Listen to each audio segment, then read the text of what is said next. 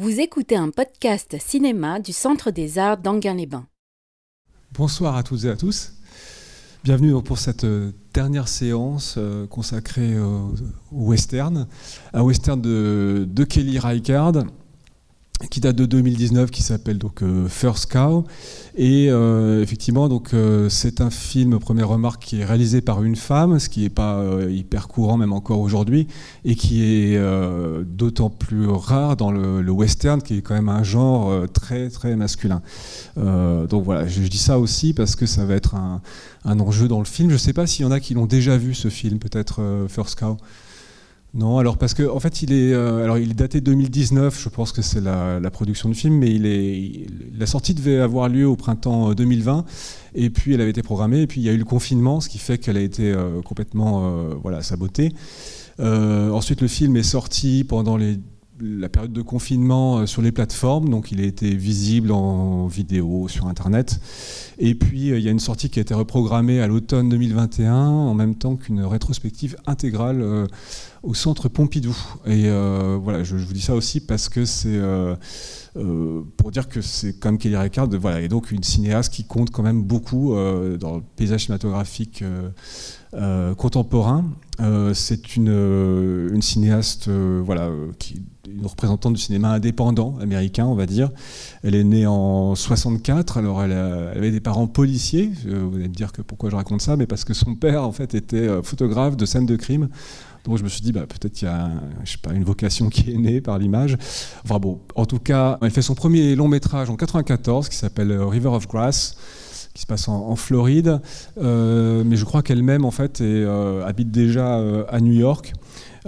Et donc ce premier film va beaucoup marquer le paysage du cinéma indépendant américain déjà à l'époque, et déjà en fait elle le réalise à l'économie, on va dire, et elle va avoir beaucoup de mal dans les 10 années qui suivent pour trouver des financements pour faire son prochain long métrage.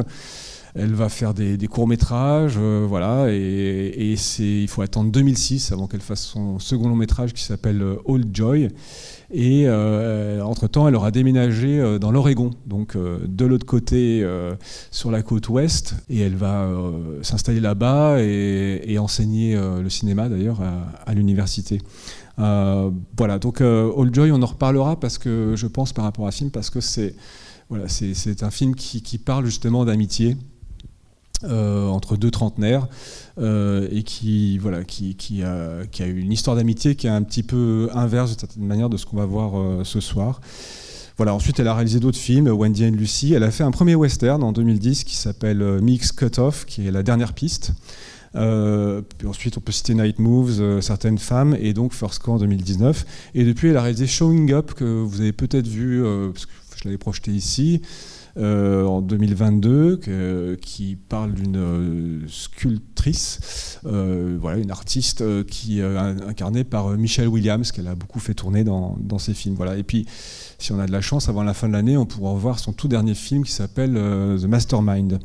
Alors donc c'est globalement ce que je voulais dire en introduction, c'est que c'est une cinéaste qui s'intéresse beaucoup à des personnages de marginaux, de précaires, on va dire, et qui sont un petit peu coincés dans une Amérique en fait où il y a ce mythe de la réussite qui miroite au-dessus et qui reste inaccessible en fait à leurs moyens, puisque c'est des personnages qui sont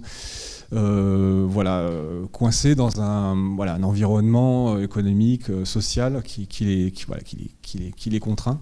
Et c'est ça qui l'intéresse. Dans le film qu'on va voir, donc ça nous raconte, vous allez voir, donc l'histoire de deux hommes principalement. C'est l'histoire d'amitié entre deux hommes. Donc il y en a un qui s'appelle Cookie, qui est un cuisinier juif qui accompagne des trappeurs, et qui va rencontrer dans l'Oregon un autre immigrant finalement qui est chinois lui et qui s'appelle King Lou. Et donc ensemble ils vont monter un petit business de fabrication de gâteaux. Je vous en dis pas plus. Ce que je peux noter, c'est que ça se passe dans l'Oregon parce que c'est ça un peu sa terre d'élection à Kelly Reichardt. Mais ce qui est intéressant de noter, c'est que ça se passe dans les années 1820. Et donc pour un western, évidemment, c'est quand même pas la période de prédilection. D'habitude, dans le western, on va plutôt parler de la période de la conquête de l'Ouest, qui est grosso modo 1860-70 jusqu'à la fin du siècle. Et donc, il y a un peu cette idée de Kelly Reichardt dans ce film, d'une certaine manière, d'essayer de revenir à l'origine de la construction des États-Unis, enfin de se situer en tout cas avant cette période de conquête de l'Ouest et de fabrication de toutes les mythologies, quoi, d'une certaine manière. Voilà. J'ajoute que ce film, c'est une adaptation d'un livre écrit par John Raymond, qui est un écrivain dont elle a adapté beaucoup de nouvelles. Là, c'est un roman un peu plus volumineux, donc elle a travaillé avec lui pour l'adapter sur un format donc, de 2 heures, et elle a ajouté donc, ce personnage que vous voyez sur l'écran de la vache, qui n'était pas dans le livre à l'origine. Donc voilà, donc alors on en reparlera aussi après, mais c'est un film particulier qui vient aussi illustrer le fait que souvent on dit que le western c'est un genre très répétitif, voilà, toujours filmé pareil. Et il me semble que cette année on a vu quand même des exemples qui montrent que c'est finalement très divers comme genre. Et ici d'autant plus puisque on a une réalisatrice qui est un peu une des représentantes de ce qu'on appelle le slow cinéma, par opposition à un cinéma qui serait fast, qui serait rapide. Il y a une espèce d'analogie avec le fast-food, d'une certaine manière, et donc un cinéma qui explorerait une autre temporalité, une autre façon, voilà, de montrer les choses, de s'inscrire dans une durée qui fait que le spectateur doit trouver une place différente de celle qu'il a dans les récits hollywoodiens classiques.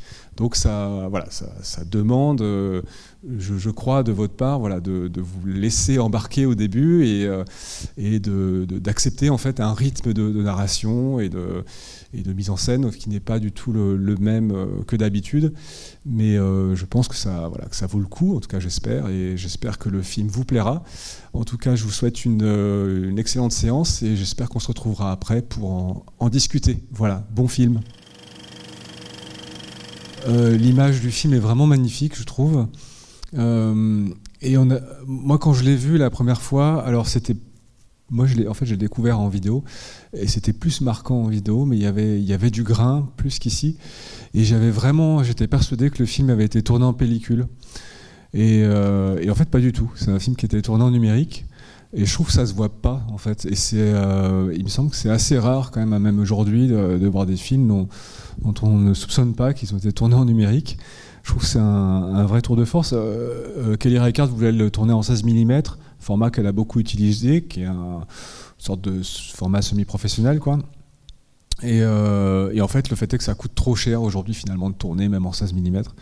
Et donc, ils ont eu recours au numérique, et son chef opérateur est vraiment quelqu'un de hyper doué, je trouve. Il s'appelle Christopher Blauvelt, notamment parce que j'ai appris récemment, et ça je le soupçonnais pas non plus, c'est que les scènes de nuit que vous voyez en fait ont été tournées 2 jours. C'est des nuits américaines. Vous en avez sans doute vu déjà dans les films américains classiques, et c'était souvent assez grossier avant. Avec des filtres, des choses comme ça, où on pouvait bien voir que c'était tourné de jour. Mais il me semble que là, c'est pas du tout visible. Kelly Reichardt disait parce que c'était nécessaire pour elle de voir en fait ce qui se passait sur scène. S'ils avaient tourné vraiment de nuit, ça aurait été compliqué. Puis ils n'avaient pas les moyens d'avoir le matériel technique nécessaire pour pouvoir tourner dans ces conditions, quoi. Petit mot sur la bande son aussi, elle est extrêmement travaillée. Et encore une fois, en fait, c'est peut-être ce qui différencie aussi de l'industrie cinématographique telle qu'on la connaît, des films hollywoodiens. C'est un film qui n'a pas recours en fait à des effets de bruitage qu'on entend un peu partout. Tous les sons ont été enregistrés dans la nature, enfin prélevés sur la réalité, même si c'est pas forcément toujours du son direct, mais ça donne cette impression. En tout cas, il y a cette volonté, voilà, de respecter les vrais sons de la nature dans le film. Alors ceci dit, c'était compliqué, expliquait Kelly Reichardt, de reconstituer fidèlement ce à quoi pouvait ressembler cet endroit de l'Oregon à l'époque. parce qu'évidemment ça se passe en 1820, donc il n'y avait pas encore de photographie, donc difficulté de se documenter, mais quand même voilà, ils ont réussi à reconstituer certaines choses. Moi j'ai appris avec étonnement qu'ils avaient refabriqué certaines capes et chapeaux avec des écorces de cèdre. Alors, c'est assez étonnant, mais voilà, c'est une info que j'ai eue. Bon, pour ce qui est des recettes de cuisine, comme je vous disais, effectivement, c'est des vraies recettes de l'époque qui ont été refaites avec les ingrédients disponibles à l'époque. Donc je ne sais pas quel goût ça avait, mais en tout cas ça avait l'air pas mauvais finalement. Et puis oui, et puis le fort que vous voyez, le fort de commerce, qui s'appelle le fort, c'est Tillicum ou Filicum, je sais pas. C'est un vrai fort en fait qui a été préservé et qui maintenant est un lieu de tourisme, mais voilà, c'est un lieu existant. Donc voilà, oui, un petit peu pour quelques remarques. Pour commencer, mais il y a évidemment deux choses, mais vous avez dû forcément percevoir dans le film. Il y a, comme je vous disais avant, la thématique de l'amitié qui est centrale dans le film, et puis après peut-être la question plus économique, on va dire. Sur l'amitié, comme je vous disais, elle avait tourné un film en 2006 qui s'appelait All Joy, qui était très beau, qui parlait de l'amitié finissante entre deux trentenaires qui avaient une histoire d'amitié qui avait démarré adolescente, qui était des liens très forts, et puis voilà, leur vie les ont séparés. Il y en a un qui s'est marié, qui a eu un enfant, l'autre qui restait un peu marginal, qui ne savait pas trop quoi faire de sa vie. Et le film raconte le temps d'un week-end, finalement, leur réunion au cours d'une escapade en forêt pour faire du camping. Et le film fait un petit peu le constat, voilà, de cette amitié qui s'est délitée et qui finalement est morte, quoi, d'une certaine manière. Et là, je trouve que le film finalement nous raconte un petit peu l'inverse, puisque c'est la naissance d'une amitié. Alors, ce qui est très chouette, c'est que lors de la préparation du film, avec les deux acteurs qui sont John Magaro, donc, qui joue Cookie, et Orion Lee qui joue King Lou, Kelly Reichardt les a envoyés en fait faire un stage en forêt avec un survivaliste qui leur a appris donc à cuisiner les écureuils et puis à se nourrir avec des baies, etc., à faire du feu. Voilà, donc c'est juste pour dire que pendant quelques jours, en fait, ils ont appris à vivre un petit peu à la manière dont vivaient les gens à l'époque, et puis ils ont appris à se connaître. Enfin, c'est toujours intéressant de savoir que l'alchimie qu'on peut voir quand même un petit peu à l'écran entre les deux, c'est quelque chose qui vient d'un certain vécu, quoi. Et ça me paraît assez important dans un film.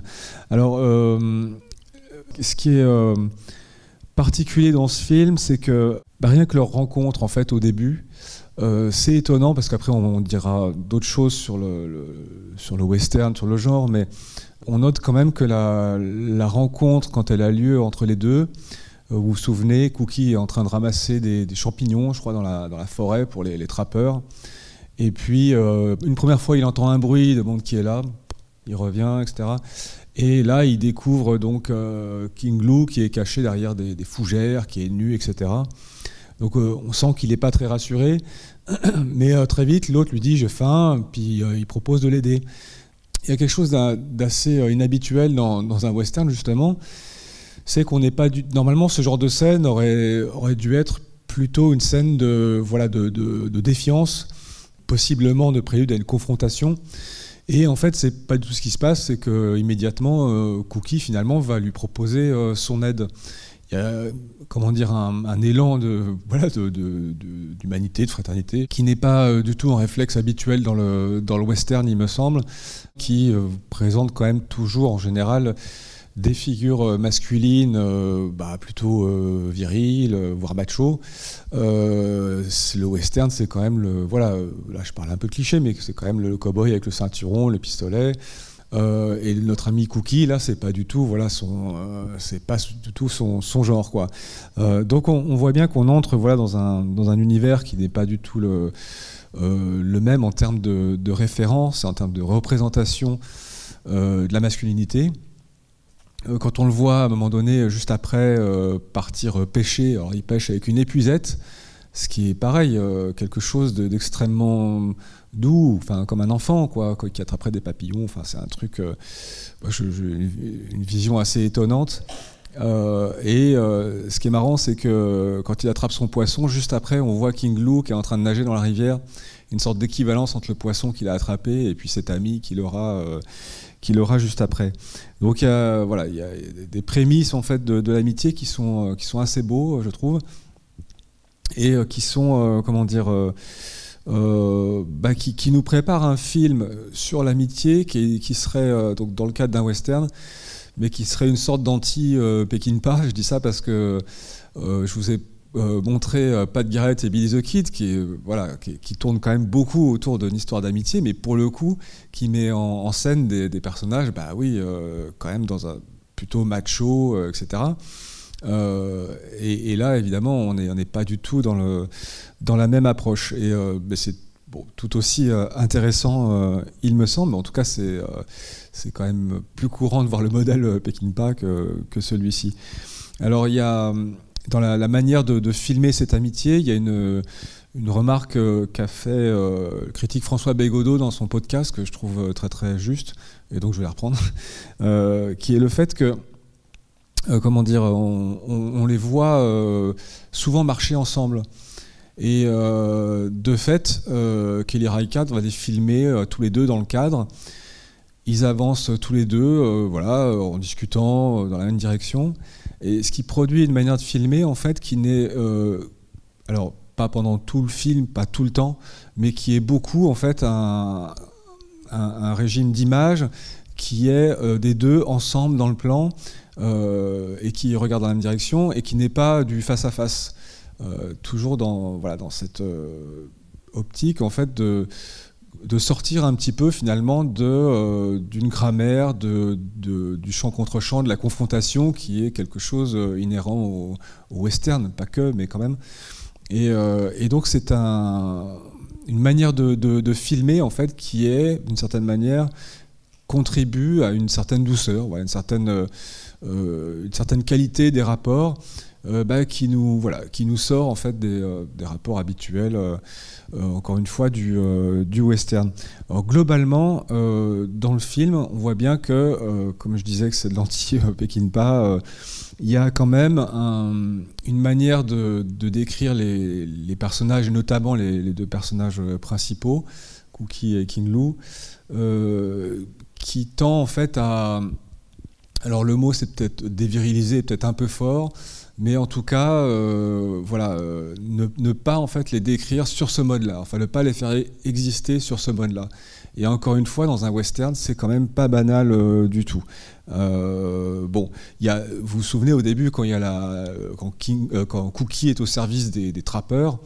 Alors là, vraiment, on a on a vraiment des trappeurs bourrus là qui sont en train de ramener les pots de castor, etc., qui veulent vendre. Et à un moment donné, ça part en bagarre générale parce que on sent bien qu'ils sont sur le point d'arriver au fort et puis qu'il va y avoir des questions d'argent, etc. Puis ils s'engueulent sur sur la boisson, la nourriture, etc. Bon, ils se battent, il y en a un qui dit « je vais te faire la peau à Cookie », etc. Et lui, en fait, il se taille. Et on le voit partir au fond du plan, ce qui est assez drôle. Et en même temps, il le fait d'une manière qui est très belle parce que, il prend la fuite, mais c'est pas exactement de la lâcheté, quoi. Enfin, je trouve que c'est sa nature, en fait, de pas être dans un rapport aux autres qui inclurait, en fait, une confrontation violente. C'est juste non, mais ça c'est pas pour moi. Je vais aller voir ailleurs si ça se passe mieux. Mettez-vous sur la gueule entre vous et moi je vais m'occuper de ma vie. Donc il y a ça. Et puis dans le saloon après c'est très marrant parce que le saloon qu'on voit, alors c'est une espèce de préfiguration de ce que seront les saloons dans les westerns qu'on connaît. C'est vraiment une cabane, quoi. Et dans tous les saloons, il y a une bagarre dans les westerns.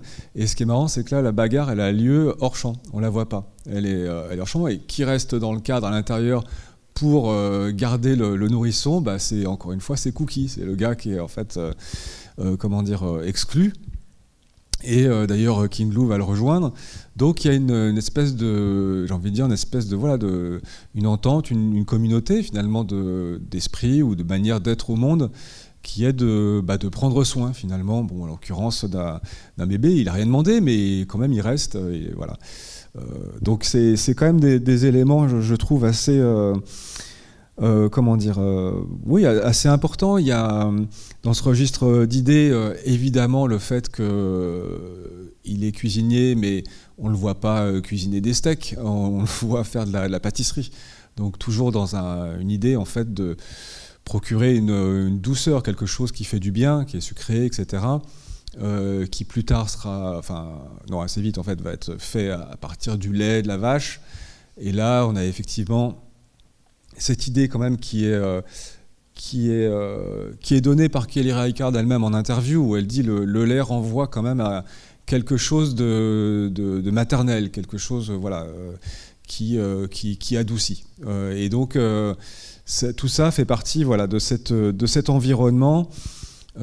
Qui fait qu'on a un personnage qui à aucun moment, alors surtout Cookie, parce que King Lou c'est un peu plus ambigu peut-être, mais qui n'a aucune volonté de dominer ou d'exploiter quoi que ce soit. Et c'est quand même tout à fait notable, parce que des personnages comme ça, on n'en voit quasiment pas en fait. Et il y a vraiment cette idée qu'il n'a pas de pulsion, voilà, de domination, de pouvoir. Et on le voit, comment dire, tout à fait heureux en fait de cueillir des trucs dans la forêt, de prendre les fruits de la nature, ou le lait lui-même qui ne revient pas, enfin c'est pas la même chose que de tuer un animal pour le manger, etc. C'est le lait de la vache, il va revenir le lendemain, etc. Le fait de la traire, c'est même plutôt, je crois, il me semble que ça soulage l'animal. Mais enfin, en tout cas, voilà, c'est pas l'idée en fait comment dire, de fabriquer des choses en détruisant d'autres, ce qui va nous occuper dans la deuxième partie sur la question économique, quoi. Mais c'est quand même, voilà, c'est quand même central.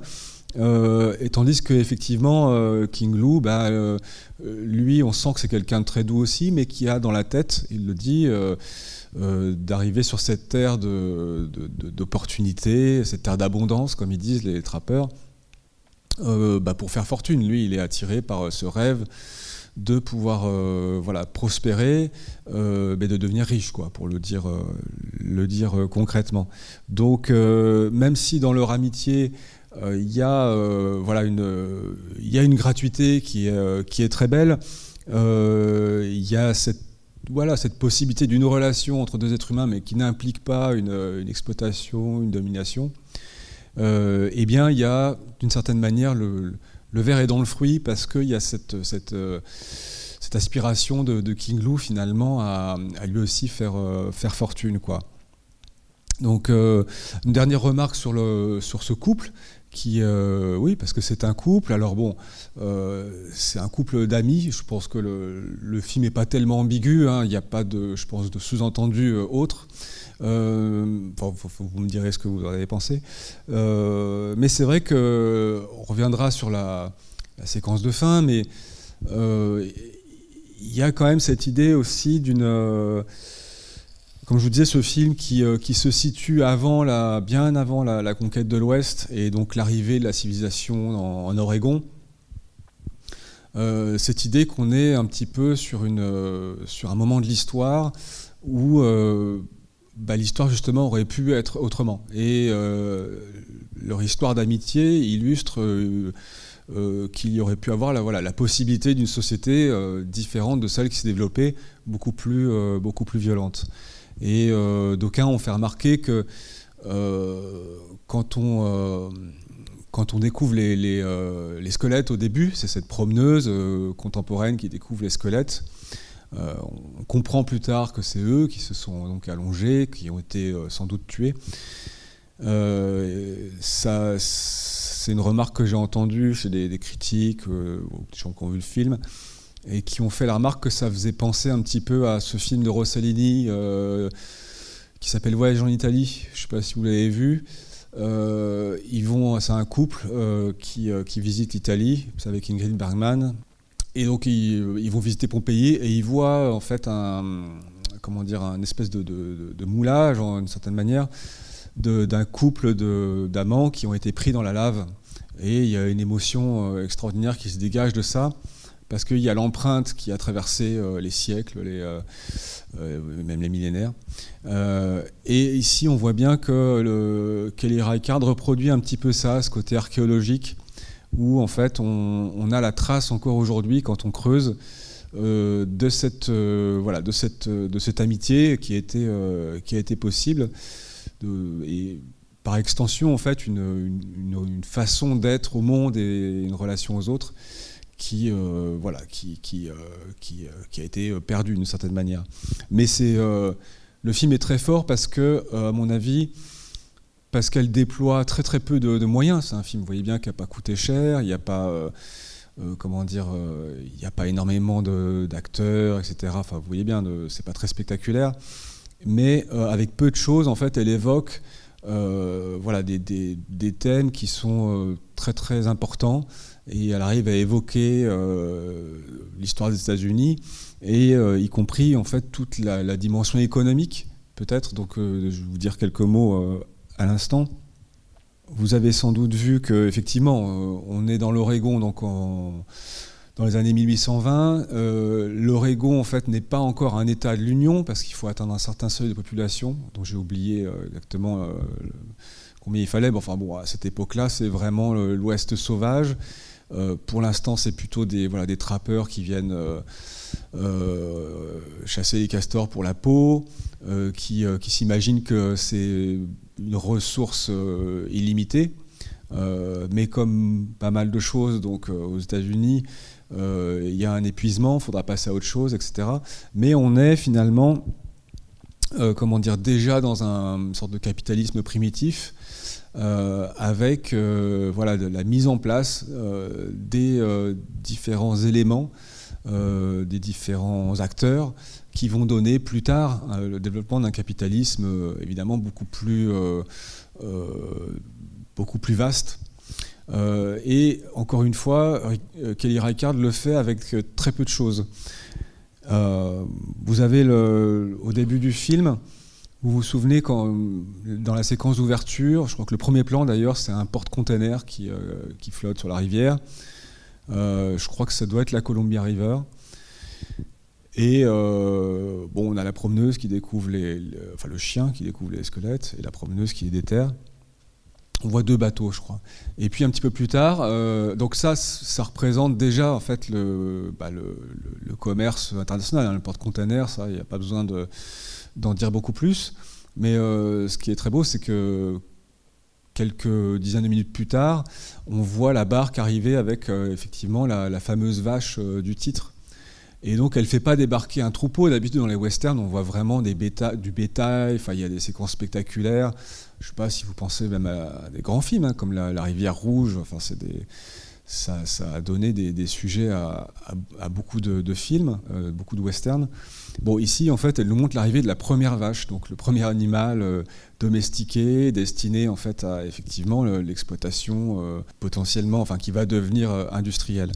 Et et donc je trouve ça assez fort en fait qu'elle arrive à évoquer tout ça avec juste un animal. Et puis le fameux chief factor, là, celui qui est une espèce de alors son titre exact, je l'avais relevé parce que j'avoue que j'oubliais assez vite. C'est l'agent de poste de la Royal West Pacific Trading Post. Kelly Reichardt disait que c'était un peu l'équivalent de la Hudson Bay Company à l'époque, quoi.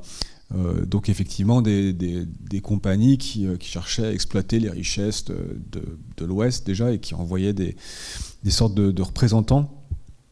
Et donc on est devant un capitalisme embryonnaire, quoi. Ça a l'air de rien, mais elle installe ça, et elle nous montre aussi que c'est déjà aussi les prémices d'un commerce mondialisé. Parce que finalement tous les immigrants qu'on voit dans le film viennent de partout.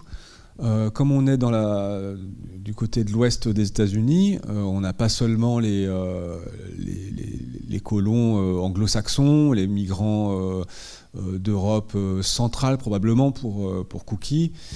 On a un Écossais, il me semble. Il y a des Russes, il y a des Chinois, etc. Donc en fait, on est déjà dans finalement dans un univers où ça brasse énormément de nationalités, quoi. Et voilà, encore une fois, le film se place à un moment où, d'une certaine manière, c'est comme s'il allait rêver de la possibilité d'un commerce qui ne dégénère pas en quelque chose de prédateur et de destructeur. C'est-à-dire que ce petit commerce de beignets, c'est un truc génial, quoi. Le type, il s'installe dans le village, il vend ses beignets, ça marche. Il fait ça en fait en récoltant des fruits avec pas grand-chose. Donc il y a cette idée finalement d'un commerce qui soit pas nocif, quoi. Mais évidemment, je vous avais dit tout à l'heure, le ver est dans le fruit, puisque du côté de King Lou, il y a cette envie en fait de prendre le train en marche et puis de faire fortune. Et à un moment donné, il y a une phrase géniale qui dit King Lou, il dit de toute façon pour réussir. Parce qu'il rêve de monter une entreprise, je ne sais plus, d'ouvrir un hôtel, quelque chose comme ça. Il dit, bon bref, pour réussir, soit il faut un capital de départ, soit il faut un crime. Et ça, je trouve ça très fort. Parce que, effectivement, ce qu'ils vont faire, eux, c'est un crime, mais qui paraît minuscule. C'est un menu larcin, je ne sais pas comment dire. Alors, certes, c'est du vol, puisqu'ils prennent du lait d'une vache qui n'est pas à eux. Mais bon... on n'a pas l'impression que ça soit quand même quelque chose d'extrêmement grave, d'autant plus que la personne à qui ils prennent le lait n'en fait pas grand-chose, et puis lui, il est le représentant, comme je vous disais, d'une société qui est autrement plus nocive, en fait. Là, le film n'en dit pas grand-chose, mais on voit bien qu'ils sont en train, en fait, d'essayer de s'accaparer les richesses de la région, potentiellement en s'arrangeant avec les Indiens. Enfin, de tout ce qu'on sait, de toute façon, de l'histoire des États-Unis, ça a été ça. C'était de la spoliation et de l'accaparement de richesses, de l'exploitation, etc. Bon, tout ce qu'on connaît, en fait, du capitalisme tel qu'il s'est développé aux États-Unis.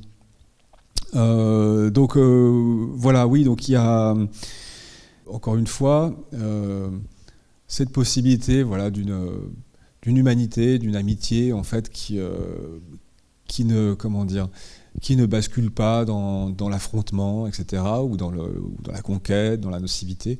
Et de même, économiquement, en fait, ce rêve que, avant la catastrophe, entre guillemets, de la tournure qu'a pris la conquête de l'Ouest, finalement, cette idée que il y aurait pu avoir un autre rapport à la nature et aux hommes, tout simplement, j'ai envie de dire. Donc, je sais pas, peut-être ça a l'air de rien comme ça, mais moi je trouve que c'est quand même très très fort. Voilà. Après, chacun dira ce qu'il en pense. En tout cas, dans la manière de filmer, pour peut-être finir là-dessus. Alors déjà, vous avez probablement remarqué que le film était en format 4/3, c'est-à-dire presque carré, et que donc... pour un western, alors ce format-là, c'est ce qu'on appelle le format académique, qui était utilisé au cinéma jusque dans les années 50. Donc il y a beaucoup de westerns qui ont été filmés comme ça, mais qui sont liés à l'époque. Aujourd'hui, quand on filme un western, souvent on pense que ça nécessite de l'écran large, donc du cinémascope, ce genre de choses, parce qu'il y a des grandes étendues.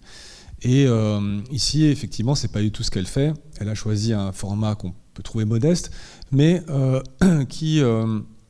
pour le coup, qui n'est pas une question d'économie, parce que ça ne change pas grand-chose en numérique de tourner en large ou en carré, mais qui s'adapte remarquablement, je trouve, justement au paysage, à la forêt, qui est quand même plutôt verticale, et puis au visage surtout, puisqu'on a quand même beaucoup de très beaux plans de visage.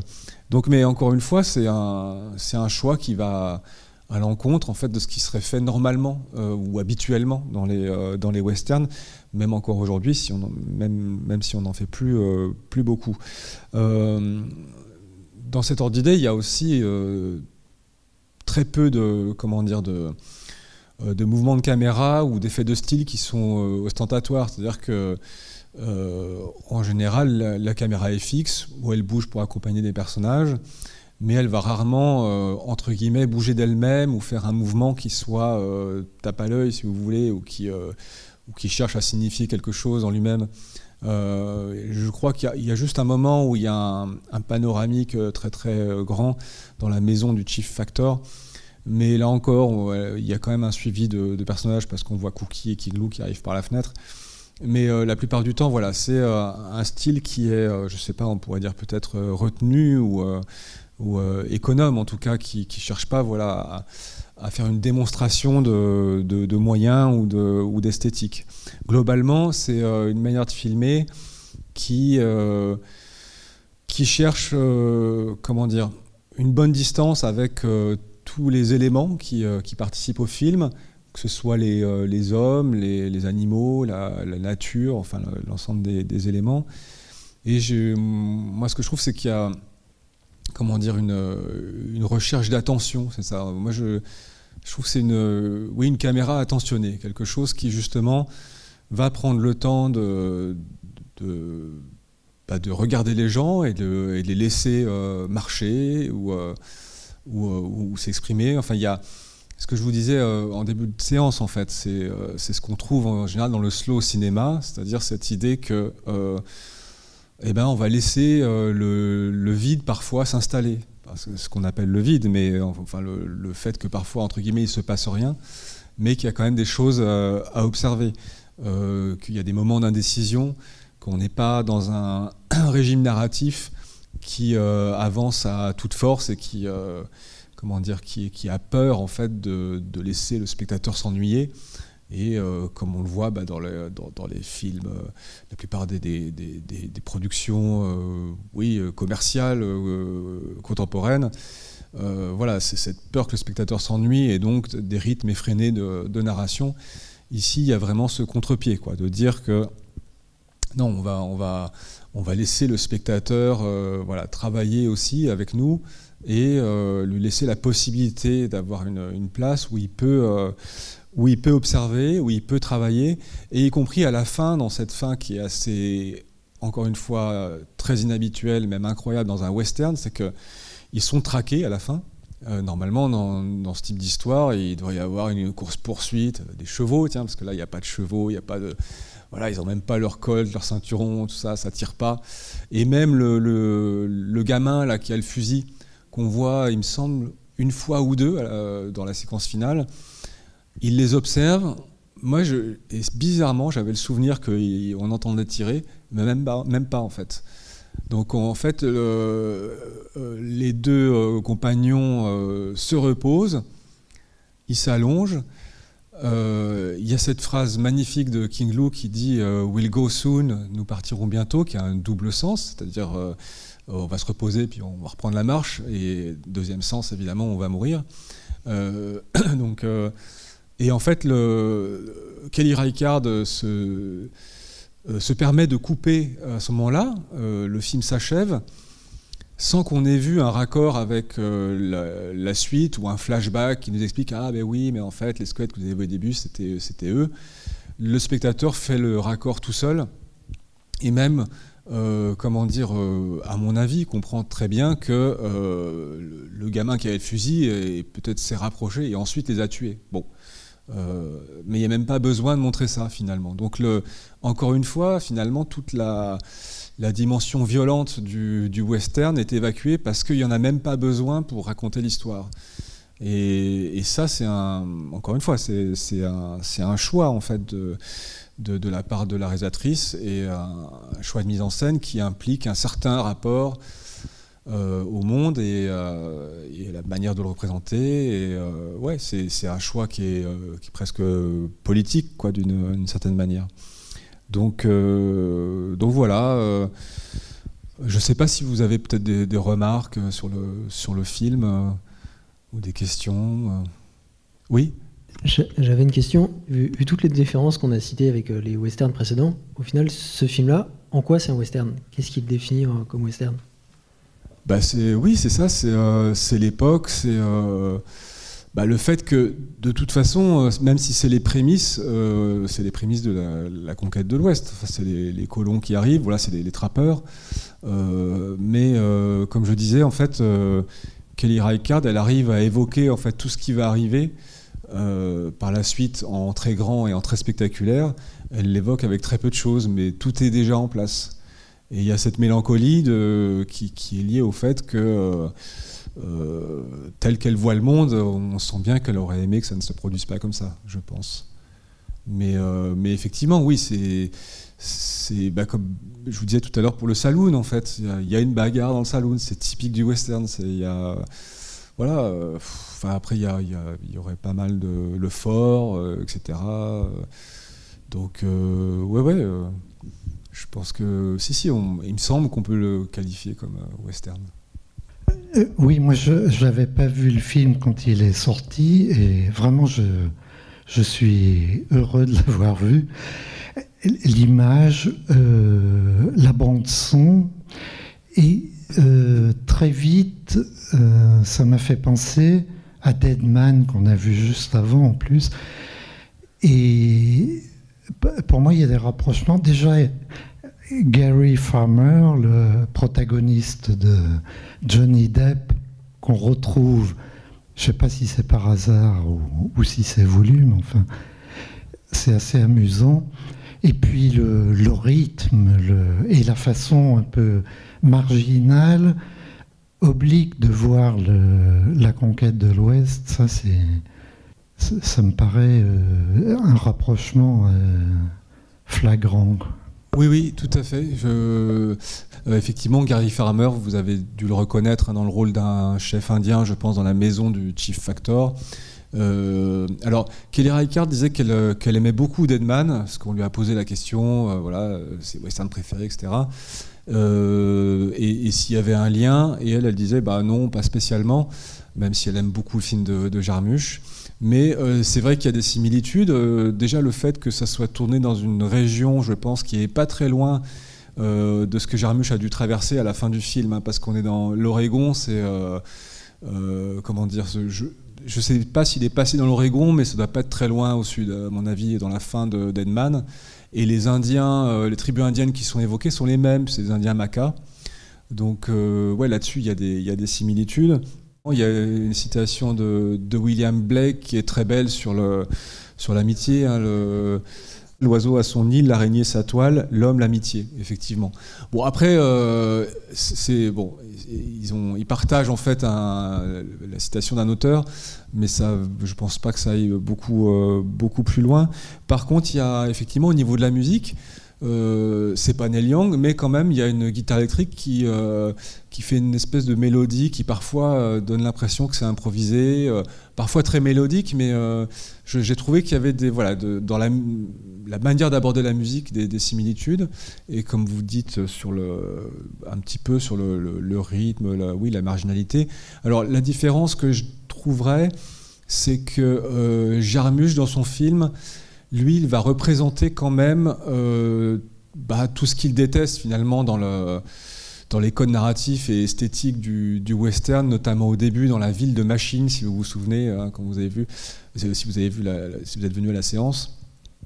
Il y a quand même une représentation de toute la laideur finalement qui est véhiculée par cette conquête de l'Ouest qui passe donc par là un moment d'industrialisation où c'est une usine de je sais plus quoi, de minerais. Et puis un village où tout le monde est extrêmement agressif, etc. Enfin, de toute façon, tous les colons, enfin, sont très agressifs. Et donc son personnage, lui, ne rêve que d'une chose, c'est de s'échapper, hein, Johnny Depp.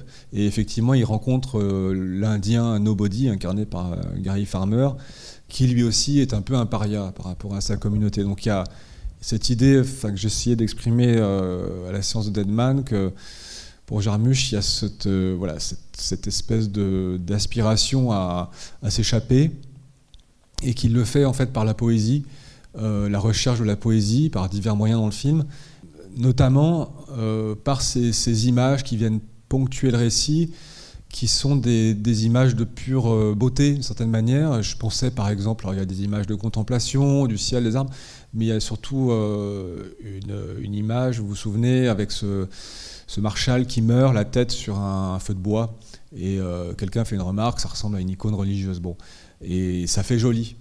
Et c'est vrai que c'est beau. Mais ce que je veux dire, c'est que Jarmusch, de temps en temps, il produit dans Deadman, voilà, des images comme ça qui sont belles esthétiquement, mais qui sont quand même fabriquées, quoi. Je veux dire, c'est composé. Et je dirais que la différence avec ce film-là, c'est que Kelly Reichardt, elle l'a dit en interview, elle a dit je voulais faire aucun plan pour faire joli, c'est-à-dire pas faire des prises de vue pour l'amour de l'art. En anglais, elle le dit no shots for the sake of beauty. Et je dirais que c'est sans doute la différence, c'est que elle n'a pas du tout, voilà, peut-être ce côté un peu esthète de Jarmusch, qu'il me semble on pouvait percevoir dans Deadman, mais c'est pas forcément une critique dans le sens où c'est super beau dans Deadman, mais sa méthode à elle, au contraire, j'ai l'impression, c'est de filmer différemment dès le départ, en fait, de refuser totalement, en fait, voilà, comment dire, de donner droit, en fait, à ce que le western au cinéma a pu produire comme image, ce qu'on voit dans Deadman, l'arrivée du train, la ville, etc. Et le noir et blanc aussi. Oui, qui est très intéressant, mais qui fait partie peut-être un peu de ce côté esthétisant. Et ici, il me semble qu'il y a une volonté plutôt comment dire, d'utiliser la nature, mais de pas, en fait, justement, de pas filmer en noir et blanc pour forcer l'esthétisation, quoi. C'est-à-dire que, alors, ils se sont inspirés quand même de tableaux d'un peintre de l'époque qui s'appelle, j'avais noté, Frederick Remington, parce que, comme je vous disais, il n'y avait pas de photos. Et donc, au niveau des couleurs, des tonalités que vous voyez, si vous voyez les tableaux de Frederick Remington, vous verrez un peu les tons ocre, enfin certaines couleurs qui ont été très bien rendues dans le film. Mais c'est pas très appuyé déjà. Et puis au-delà de ça, on sent qu'elle a une volonté de faire droit, en fait, à la beauté de la nature, c'est-à-dire faire droit à la réalité telle qu'elle est sous ses yeux. Donc c'est une certaine façon d'envisager le cinéma, j'ai envie de dire. L'économie de moyens est remarquable. Jusque dans l'appel à éventuellement quelque chose qui peut se passer après la vision du film, qui est ce parallèle donc entre les deux cadavres l'un à côté de l'autre et le repos de nos deux amis. Comme je disais, le film pourrait paraître pessimiste dans le sens où ce type d'amitié ne peut pas survivre dans l'Ouest, puisque les conditions sont trop dures, la société qui se développe ne fait pas de place pour ces gens-là, ou ce type de relation. Mais en même temps, comme elle nous montre qu'il y a ce travail archéologique, des enfouissements, et que la trace est encore là. Et en fait, c'est dans ce sens-là où je dirais que c'est pas si pessimiste, parce que c'est une façon de dire que les traces sont encore visibles, donc ça veut dire qu'on peut aussi encore le comprendre, enfin, il me semble. Voilà. En tout cas, merci beaucoup d'avoir suivi ce cycle, et puis et j'espère à mercredi prochain. Voilà.